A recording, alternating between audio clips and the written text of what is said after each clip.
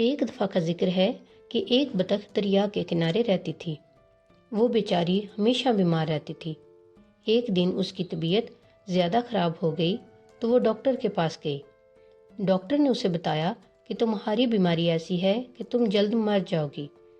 اسے یہ سن کر صدمہ ہوا کیونکہ اس کے پاس ایک انڈا تھا۔ اسے ڈر تھا کہ اگر میں مر گئی تو اس انڈے کا کیا ہوگا، جس کے خول سے جلد ہی ایک بچہ نکلنے والا تھا، اور پھر اس بچے کو کون سنبھالے گا۔ لہٰذا وہ اپنے سب دوستوں کے پاس گئی جو جنگل میں رہتے تھے۔ اس نے اپنے دوستوں کو اپنی ساری کہانی سنائی، لیکن انہوں نے مدد کرنے سے انکار کر دیا۔ بیچاری بطخ ان کی کافی منتیں کی کہ خدا کے لیے تم لوگ مرنے کے بعد میرے بچے کو اپنے پاس رکھ لینا، لیکن اس کی کسی نے بات نہ مانی۔ بیچاری بطخ بھی کیا کرتی، اس کے ذہن میں خیال آیا کہ کیوں نہ میں بھائی مرغے کے پاس جاؤں، وہ ضرور میری مدد کرے گا۔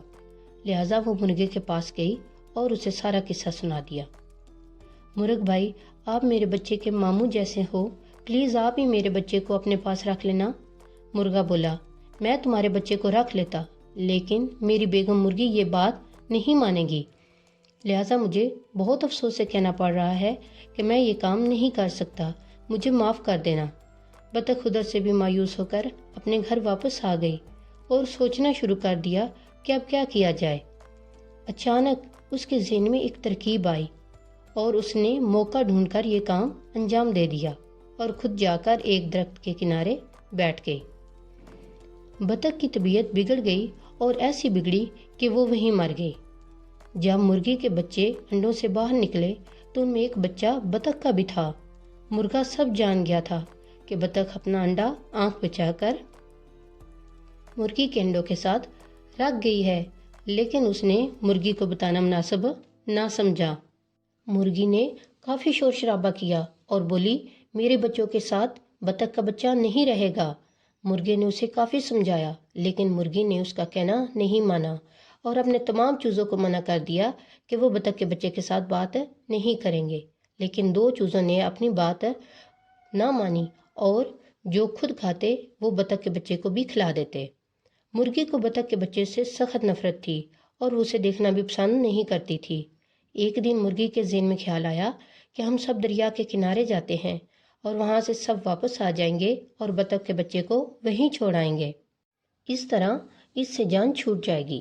وہ لوگ جیسے ہی دریا پر پہنچے تو ایک چوزا دریا کے کنارے پر چلا گیا اور وہاں ڈوبنے لگ گیا۔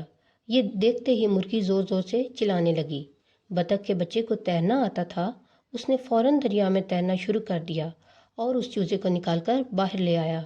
جیسے ہی مرغی نے یہ دیکھا تو اسے اپنے کیے پر کافی شرمندگی ہوئی اور اس نے بطخ کے بچے سے معافی مانگ کر اسے اپنا بیٹا بنا لیا۔